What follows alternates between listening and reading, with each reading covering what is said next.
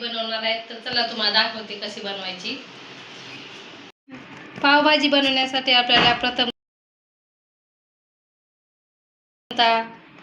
Tomato, Shimla मिरची, flower, त्याबरोबर कांदे हे सगळे कापून घ्यायचे.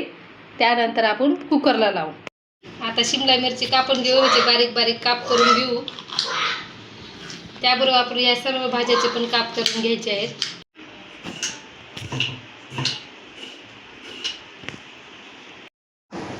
भाज्या सर्व प्रकारच्या बारीक चिरून घेतलेल्या आहेत. अशा प्रकारच्या करून घ्यायच्या. नंतर मग आपण कुकरमध्ये लावून 2-3 शिट्ट्या घेऊ. कुकरमध्ये 4 शिट्ट्या घेऊ आपण.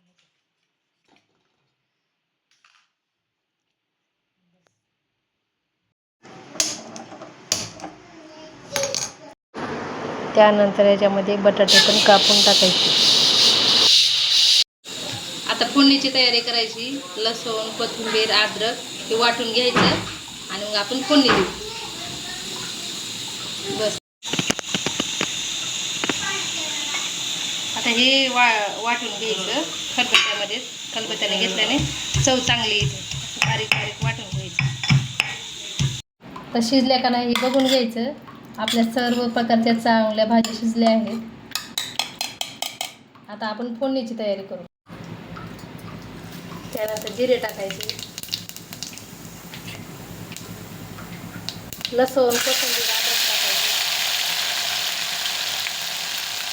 त्यानंतर कढीपत्ता टाकायचा.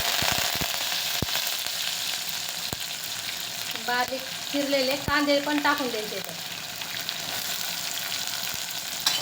आणि व्यवस्थित खालून घ्यायचे.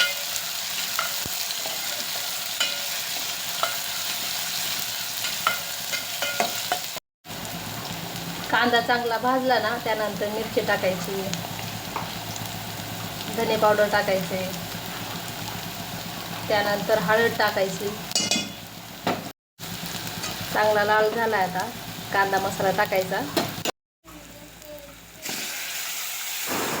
फोडणी दिल्याच्या नंतर त्याच्यामध्ये पावभाजी मसाला पण टाकून द्यायचा. त्याच्यामुळे खूप छान चव येते.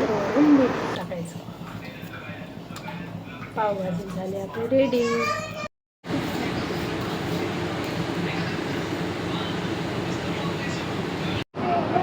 तर आता पावभाजी कशी झाली तुम्हाला खाऊन दाखवते.